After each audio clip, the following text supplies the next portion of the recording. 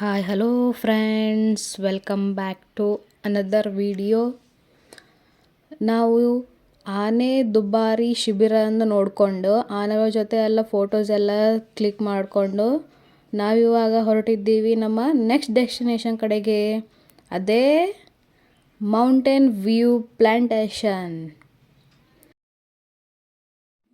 ಇದು ಕಾಣ್ತಿದೆಯಲ್ಲ, ಇದೇ coffee plant.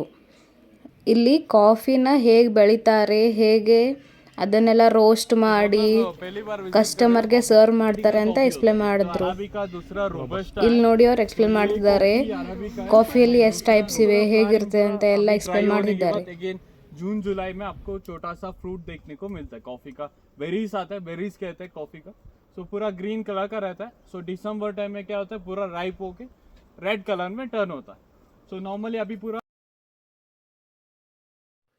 ಅಲ್ಲಿ ಕಾಫಿ ಮಾತ್ರ ಇರಲಿಲ್ಲ, ಅಲ್ಲಿ ಪೆಪ್ಪರ್ನೂ ಬೆಳೆತಿದ್ರು ಮತ್ತು ಮಸಾಲೆ ಎಲೆನೂ ಇತ್ತು. ಇದು ನೋಡಿ ಗೈಸ್, ಇದು ಒಂದು ವ್ಯೂ ಪಾಯಿಂಟು.